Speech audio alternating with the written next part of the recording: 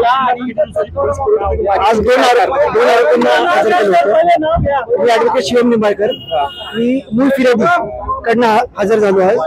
दोन आरोपींना आणलं होतं, जे आरोपी नंबर 1 त्याचे सासरे म्हणजे मैताचे सासरे आणि दीर यांना हजर केलं होतं। 5 दिवसाची पोलीस कस्टडी दिली आहे 28 तारखेपर्यंत।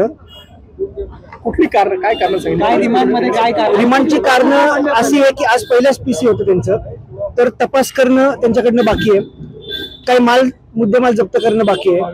परत अजून कुणी मदत केली हे पण तपास करणं पोलिसांना बाकी आहे, आणि ते पण कारण पोलिसांनी सांगितले। अजून त्याच्यामध्ये कोण अजून आरोपी निष्पन्न होतील का त्याचा पण तपास करायचा आहे। त्याच्यासाठी पण कारण पोलिसांनी मागितली आहेत, आणि असं करून मेहरबान कोर्टाने पोलीस कस्टडी एक्सटेंड करून 5 दिवसाची पोलीस कस्टडी 28 तारखेपर्यंत दिलेली आहे। रिमांड कॉपीत काय काय आहे? हे रिमांड कॉपी मधलेच कारण आहेत की त्यांना तपास करायचा आहे, मुद्देमाल जप्त करायचा आहे।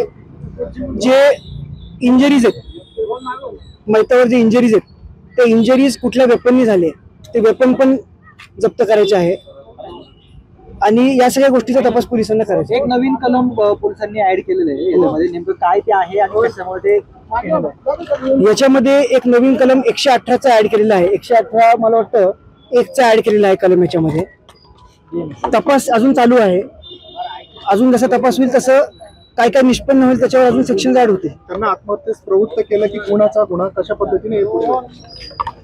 बघा आता तपास चालू आहे, त्या गोष्टी काय आता सांगता येणार नाही।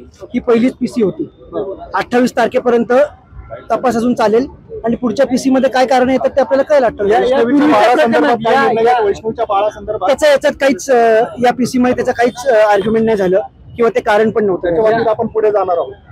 त्याच्या बाबतीत आता मला काही सांगता येणार हुंडा दिला होता, तो हुंडा रिकव्हर करायचा आहे का पोलिसांना? अजून हुंडा रिकव्हर करायचे, फॉर्च्युनर गाडी रिकव्हर केलेली आहे, बाकीचे अजून काही जे गोष्टी आहेत ते पण रिकव्हर करायचे आहेत। यापूर्वी ज्या 3 जणांना 26 पर्यंत कोठडी मिळाली होती त्यावेळेस काय झालं, आणि या दोघांची परत 28 पर्यंत होऊ शकते? त्या तिघांची पीसी ऑलरेडी 26 तारखेपर्यंत त्यांना पीसी दिलेली आहे। या दोघांना आज हजर केलं तर यांना 28 पर्यंत पीसी दिलेली आहे।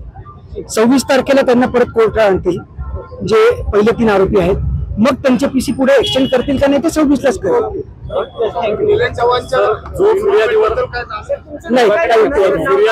शिवम निंबाळकर फिर्यादीवर जे आरोप केले जात आहेत की आत्महत्येसाठी प्रवृत्त केले, तर त्याबद्दल आपण काय बाजू मांडतो? त्याच्याबद्दल काहीच आर्ग्युमेंट झालं नाही, त्याच्याबद्दल काय झालं नाही। मुद्दा फक्त एवढाच होता की आज जे 2 आरोपी हजर केले त्यांना पोलीस कस्टडी द्यायला पाहिजे का नाही द्यायला पाहिजे, आणि किती द्यायला पाहिजे, एवढाच मुद्दा फक्त। सरकारी वकील आपले यांनी किती दिवसाची मागितली? पोलिसांनी 7 दिवसाची पोलीस कस्टडी मागितली होती, कोर्टाने 5 दिवसाची दिली। ओके, धन्यवाद। एक 1-2 करून घेऊ।